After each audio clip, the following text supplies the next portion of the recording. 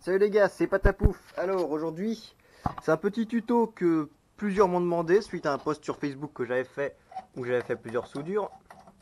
Alors, c'est simplement un tuto comment souder par exemple des prises XT90. Il y a pourtant plein de tutos bien faits sur YouTube qui sont disponibles rapidement, qu'on peut trouver efficacement.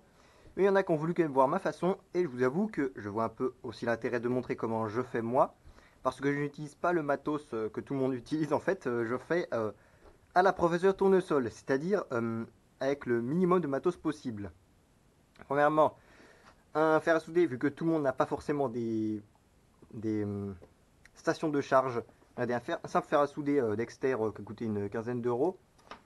Il y a le câble d'étain qui m'énerve. Un simple fer à souder, regardez, en 60 watts. Parce que pour ce genre de gros câble, même le 12WG, 40 watts ça suffit pas. Il faut minimum 60 watts. Donc ça coûte pas cher, on trouve en magasin de bricolage. Pas forcément besoin de, de grosses stations de soudure qui coûtent des milliers des cents. Ça fait forcément bien le boulot. Évidemment, la panne ici n'est pas forcément de super qualité. Donc l'étain, en fait, une fois fondu, il dissout en fait le cuivre et le laiton.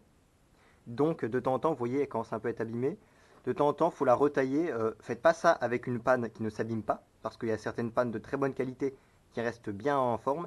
Mais celle-là, il doit manquer une protection autour, ce qui fait que de temps en temps, il faut la retailler au combiné ponceur qui est juste là-bas. Donc j'ai dû retailler deux fois depuis. Allez, j'ai dû faire une centaine de soudures déjà. Donc ça reste relativement correct. Il faut aussi de l'étain. Alors j'ai de l'étain à 100% parce que c'est pour les soudures électriques. Et ça, que je crois, c'est dans la catégorie soudure électrique, n'est-ce pas? Donc j'en ai 200 grammes, il en reste plus beaucoup déjà. Ça, c'est aussi ce qu'on trouve en magasin, pas besoin de trucs hyper chers non plus. Je l'accroche là, comme ça je peux tirer. Du câble, on en trouve sur AliExpress ou tous les sites chinois pour vraiment pas cher. Une pince pour couper le câble. Je pourrais utiliser ce genre de petite pince, mais c'est pas assez. Je trouve, j'ai pas assez de prise pour couper, alors que ça, regardez, ça me coupe le truc net et facilement. Donc j'utilise ça, ça marche très bien, ça fait des coupures nettes. Une pince à dénuder, il y a plusieurs modèles, sauf que je ne retrouve pas l'autre modèle. Donc j'utilise le modèle, on va dire, ancien, qui est en fait comme ça. Ça veut dire, on met le câble dedans, là, et on tire. Et vous voyez, mon câble est dénudé. Nous avons aussi besoin de deux prises support. Moi j'ai deux prises usagées que j'ai mal utilisées.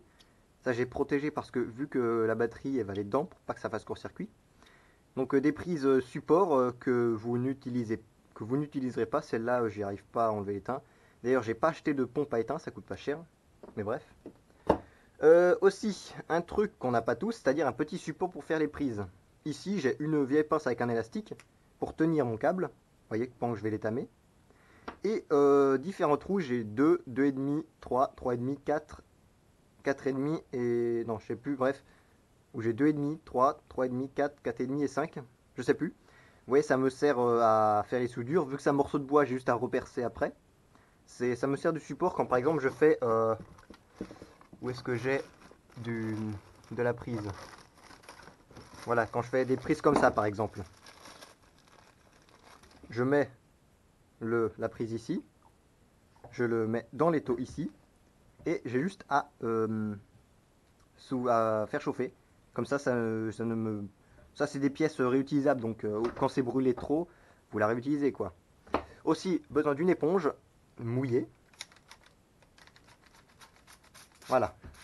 Une éponge mouillée pour simplement nettoyer votre fer à souder, une fois que vous l'utilisez à chaque fois, pour éviter que, bah, vous voyez, l'étain, quand il reste, il bouffe la panne. Donc il a encore bouffé là. Pour éviter que l'étain brûle et aille bouffer la panne. Donc une éponge mouillée, attention à bien la mouiller, sinon ça brûle, pour nettoyer tout ça. On va commencer par étamer le fil. Vous voyez, on l'a déjà dénudé. On va... Voilà. On le fixe comme ça. Évidemment, faites pas attention à mes chaussons. Je suis dans mon garage, je fais ce que je veux. On torse bien le fil. J'ai pris l'habitude de faire ça. On prend deux câbles. Là, il se déroule depuis le plafond. Et on... Je sais pas si vous allez voir avec toute la fumée là. Mais là, c'est bon. L'étain s'est mis partout dans le câble. C'est bien étamé. On n'oublie pas de nettoyer. Parce que sinon ça brûle et ça bouffe la panne. Parce que c'est de l'étain déjà fourni en flux. Donc il n'y a pas besoin de mettre du flux de soudure. C'est parfait. On fait pareil pour le deuxième câble. On dénude. Et vous voyez, pas besoin d'acheter une troisième main. Parce qu'il y en a qui conseillent d'acheter une troisième main. Sauf que déjà il faut avoir une troisième jambe. Moi j'ai pas... tant que ça marche, j'ai pas forcément le budget exprès à mettre dans du gros matos d'électronique. Donc c'est bon, ça est tamé. Évidemment ça tape le... On va remettre ça un petit peu. Ici nous allons faire un câble de charge, c'est-à-dire que je prends la prise mâle pour aller dans la prise batterie femelle. Je mange dedans. Ici, quand je vous ai pas besoin de troisième main, un vieil étau d'une perceuse à colonne. On fixe le truc ici. Attention, pour les XT90 et XT60, à bien rentrer les prises l'une dans l'autre quand vous faites la soudure, parce que sinon ça fait fondre le plastique et votre prise elle est foutue. Donc une fois que tout ça est rentré, on vérifie bien, là c'est le plus, donc on va commencer avec le plus.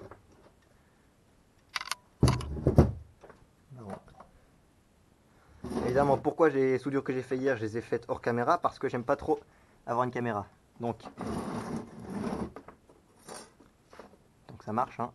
On se met comme ça, on laisse tenir le câble, on prend l'étain et on en met.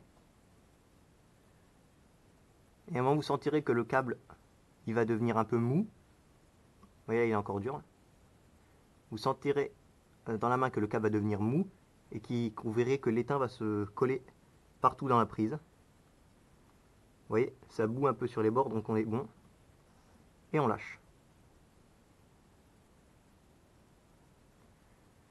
Évidemment, si j'ai foiré, quand je vais tirer, la prise elle va se décoller. On serre bien. Vous voyez, j'ai raté parce que je n'ai pas laissé chauffer assez. Donc on va remettre. C'est un peu l'erreur de débutant de ne pas laisser assez chauffer. Et je ne suis pas un pro, donc il m'arrive de faire des erreurs, évidemment. On vérifie bien que tout est collé. On laisse chauffer un peu plus longtemps, dans le doute. Il vaut mieux trop laisser chauffer que pas assez, parce que là, votre prise ne risque pas trop de bouger, vu qu'elle est bien enclenchée. Voilà pourquoi il faut avoir un fer de 60 watts et pas de 40 watts, parce que ça chauffe relativement fort. Et un 40 watts, il va chauffer tout le câble, mais pas juste la prise. Vous voyez là, là ça tient. Là, votre câble est bon. Évidemment, ce que j'aurais dû faire, c'est mettre de la gaine thermo, juste avant. Mais ça va avec le câble, vous voyez, c'est un câble évidé. Donc ce qu'on va faire, on va mettre de la gaine thermo. Pas besoin de plus que, pas besoin de plus que ça. Vous voyez, ça fait pas beaucoup de gaine. Alors, une technique à la base pour la gaine thermo, enfin juste pas à la base, il vous faut un briquet. Sauf que moi il se trouve que mon briquet est déchargé et j'ai pas encore eu l'occasion d'en racheter. Donc j'ai un petit chalumeau, j'ai des allumettes, et vu que j'arrive pas à l'allumer comme ça, on va aller à l'allumette. Je pourrais faire juste, voilà, ça tient, et on fait rapidement, sans cramer tout.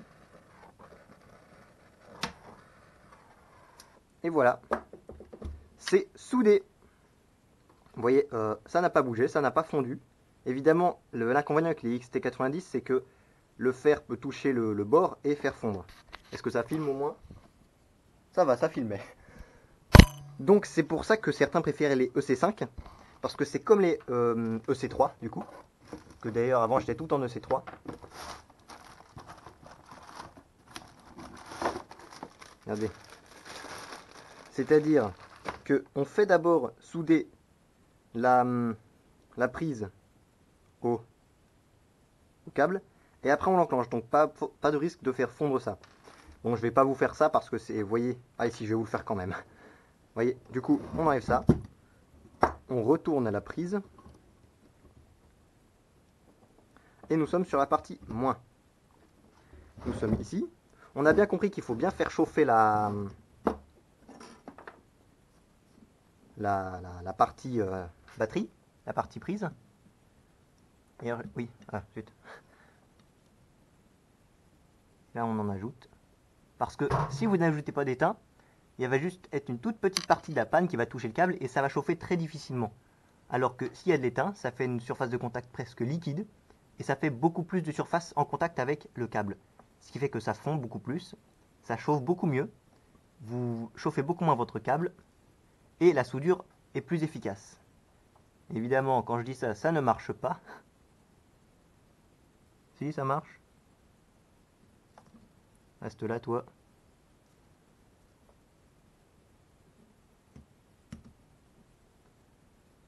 Là, on devrait être bon, je crois.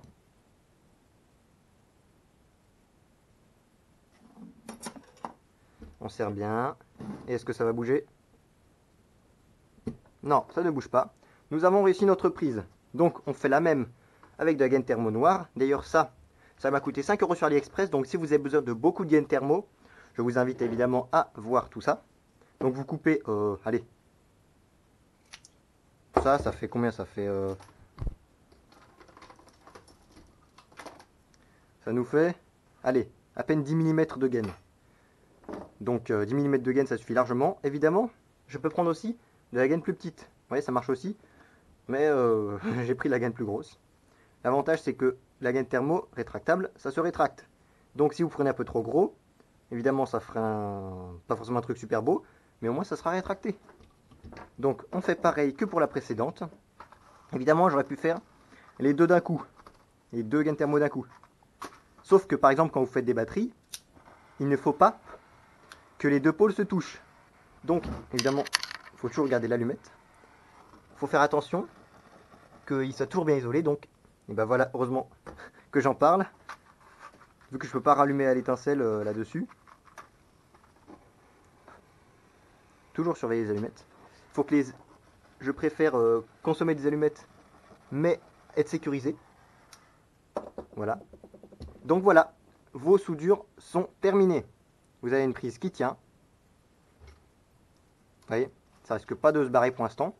Votre soudure est réussie et vous avez pris 10 minutes. Évidemment en expliquant. Quand on n'explique pas, ça prend moins de temps. C'est pour ça que j'aime bien faire hors caméra quand je bricole. Donc voilà, c'est fini. Hein. Dites-moi si j'ai tout fait correctement. Sinon, bah c'est pas grave. N'oublie pas de nettoyer le fer. Évidemment, regardez, il faudra que je retaille la panne. Simplement. On débranche le fer. On attend qu'il refroidisse simplement. Oula, reste là. Donc voilà, avec minimum de matos, donc vous voyez, pas besoin d'acheter une troisième main impérativement, un support avec des trous pour faire les différentes prises, pas forcément besoin, vous voyez, avec un vieil étau, un morceau de bois, une vieille pince, on a tout ce qu'il faut. Donc, je vous dis à très bientôt, bonne soirée, bon après-midi les gars, partagez la vidéo, commentez bien, c'est bon pour le référencement parce que bah, faut que je gagne des abonnés après tout, hein. Donc cette vidéo est terminée. J'espère en avoir aidé plus d'un pour la soudure. Donc, vous voyez, ça tient largement. Évidemment, il ne faut pas oublier de mettre la soudure avant, enfin la gaine thermo avant de faire la soudure. Donc voilà, ça c'est fait. On a bien mis le plus sur le moins. Donc, salut les gars, et puis abonnez-vous, commentez, partagez la vidéo, c'est important. Et puis, mettez un petit like. Allez, salut les gars.